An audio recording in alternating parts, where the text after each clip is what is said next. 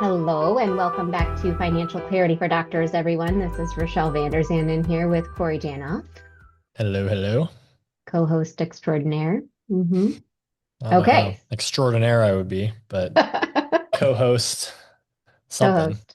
Yep, that's what we are, co-hosts.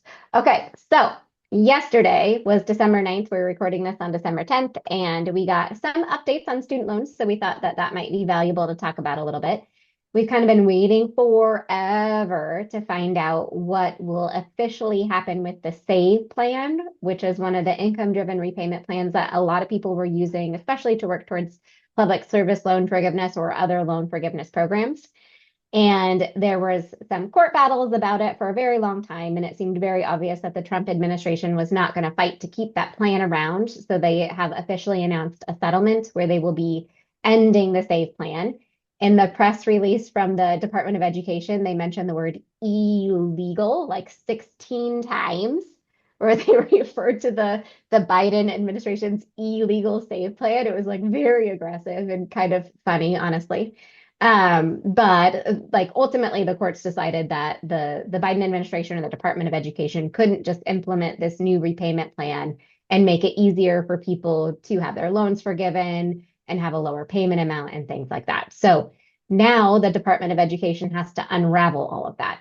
And by that, I mean there's 7 million borrowers that are still technically enrolled in the SAVE plan, and they have been in forbearance since like last September or so. So no one who is in SAVE has been making payments just because the courts were like, hey, this is not a legal repayment plan. You can't just make this change without congressional authorization. So we're going to probably expect to see some additional updates over the next little bit on like processing times for getting out of the SAVE plan and next steps for people who are currently in forbearance. But today we're just going to talk about like those recent developments, what to do if you are currently in SAVE, and then just some other updates on student loans and what to expect moving forward. Fun. Yes, what to expect. Expect the unexpected. Expect the unknown. There's a lot of unknowns with this. That's why we're doing another student loan episode because Yeah, things keep changing of on us. course. And I this is the guess, thing that I feel like I most frequently get detailed questions about because it's so confusing. It's like, what the heck? What is going yeah, on? every But year that ticks by, I get more and more fewer. fortunate that less and less of my clients still have student loans as they Mm-hmm. progress through their careers. Mm-hmm. But I remember, like a decade ago when most of my clients were either still in residency or recently in practice. And it was like half of all of the stuff we were doing was helping them figure out their student loans, what payment plan to be on, and the forgiveness paper application.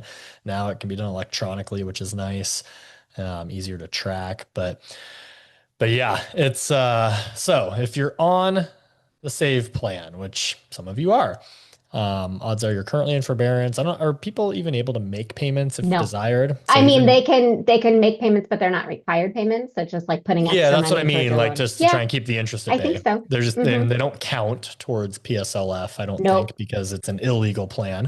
It doesn't count. Nope. So Yeah. some people have successfully moved out of save and into one of the other plans. And it looks like that's what you're going to have to do if you're still on save is move into one of the other plans. Details, timelines haven't been rolled out yet, but it's going to happen at some point here. You're going to be forced to move out or automatically moved into something else if you don't take action. So what do you do if you're currently on save? As always, it depends on your circumstances, what your timeline is for loan repayment, loan forgiveness. Are you pursuing PSLF? How much longer until you get there? Are you going to try and just pay them off the old fashioned way? So I guess we can go two different directions here. If you're not pursuing forgiveness, then just select a plan that you can afford the payments on and seems reasonable for you that will allow you to pay off your loans in a timeline that seems to work for you and your financial goals and work with your financial planner to figure that one out. Um, Yeah. a It lower, depends. yeah, a lower minimum payment will result in it taking longer to repay your loans, but it gives you more flexibility with where to direct your money. Like if you got young kids and childcare, and or if you're just are over ambitious on the retirement savings side and want to put as much as possible that direction, then great, go with the lower payment. But if you want to pay your loans off faster, maybe we do a plan with a higher payment to pay them off faster. Maybe we refinance our loans because there's opportunities where based on what you can afford to pay, you could get a lower interest rate through a private bank and just pay them off over the next handful of years at a lower interest rate than the federal loans are currently charging you. There's no turning back though. If you refinance, you can't put them back in the federal program, and there are a lot of flexibilities built in with the federal loans. Like you can go into deferment forgiveness, or excuse me, forbearance. So if you have an economic hardship, you can pause your payments. Not as easy to do on the private side. So case by case for everyone. Mhm. Now, if you're trying to get your loans forgiven, Rachelle, what should we do? Well, generally, your goal is to pay as little as possible, which is always what I tell people. They're like, the interest is accruing. I'm like, you're working towards public service loan forgiveness. Why do you care about interest? Like, you pay as little as possible so you can have as much forgiven at the end of that 120 payments. So the goal is to enroll in the plan that requires the least amount of money out of pocket for you.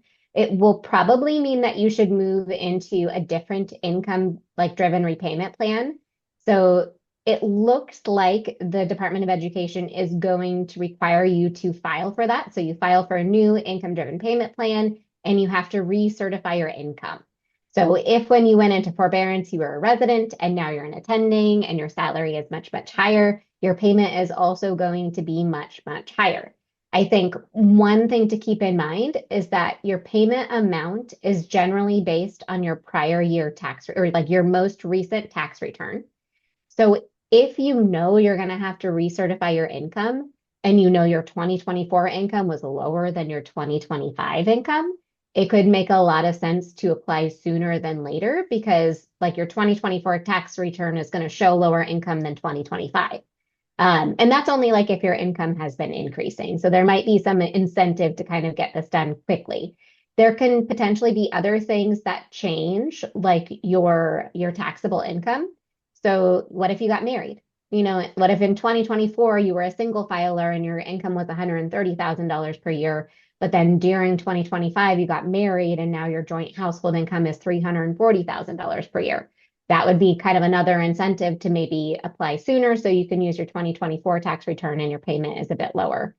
So do a little math. You can usually log into the federal student aid website, or maybe you're a loan servicer and do like use the calculator to see like how much is my payment if I enroll in plan XYZ.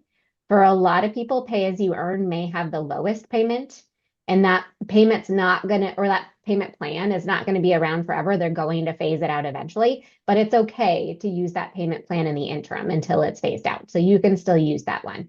And then ultimately, after pay as you earn is phased out, your options will be IBR or ICR. So the income based repayment plan and the income contingent repayment plan.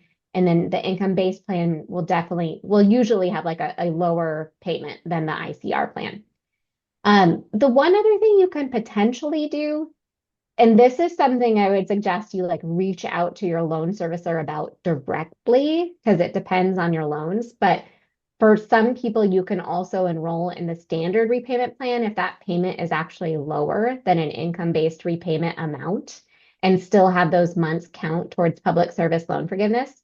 But I would absolutely call your loan servicer before doing that and be like, hey, if I enroll in this plan, will it count towards PSLF? What does that look like?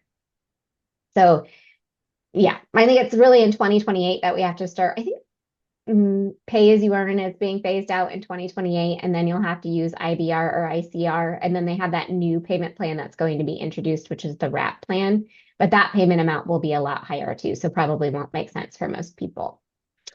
And it sounds like probably won't apply to many of you guys, but maybe, well, maybe if you're in med school still, but sounds like loans made after July 1st, 2026, the only income-based repayment choice will be the WRAP plan for you under the current rules.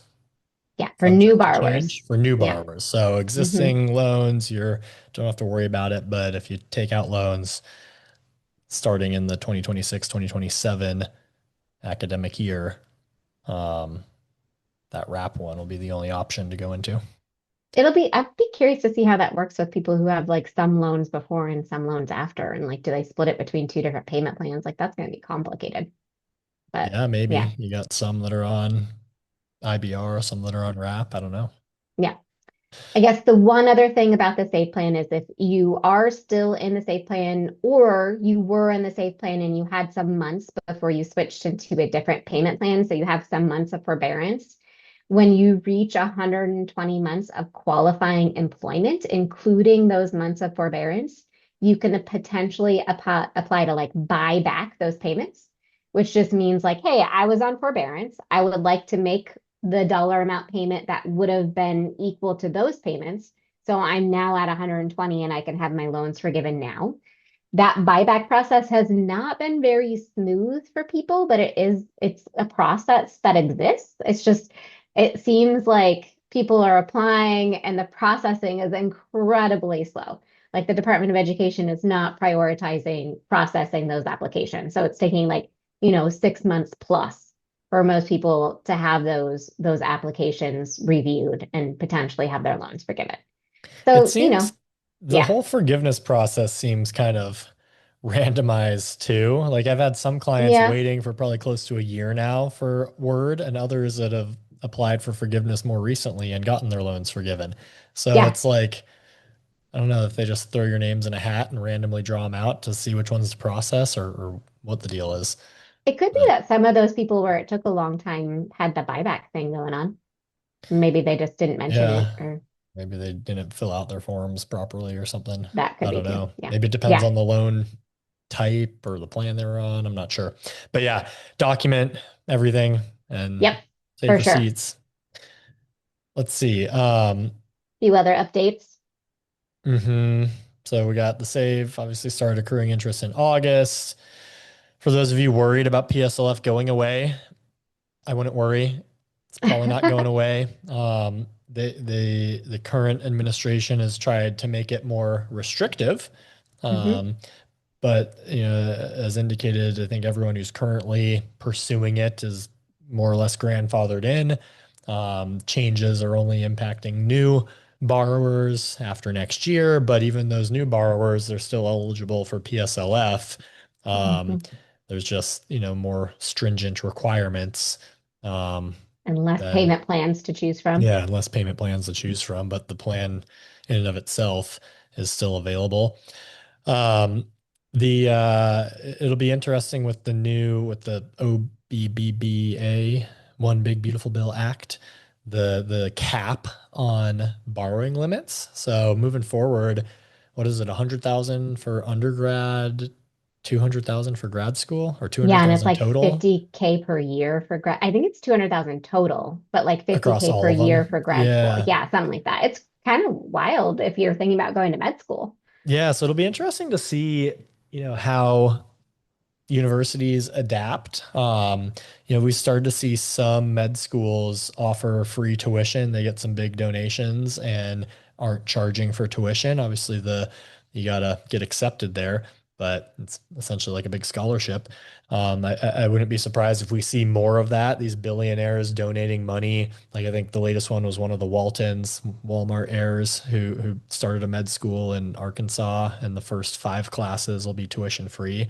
I believe it is. Is it NYU and Albert Einstein? NYU. I think both Yeah, don't I don't charge. remember who funded it, but NYU is a couple years ago. They're Yeah. not charging tuition anymore. Um, it'd be odd for all these institutions just to lower their tuition to make it affordable for new enrollees, but you're probably going to see an uptick in scholarships, maybe more selection bias over who, like, hey, Well, we're and I only think the Department of Education is like, okay, this is how much we're allowing you to borrow. And then if you need additional financing, you go to a private. private bank and Yep. you like, we're not bankrolling it anymore. It's kind of what it seems like. Yeah, so there'll be more private loans available, more bank of Yeah. mom and dad.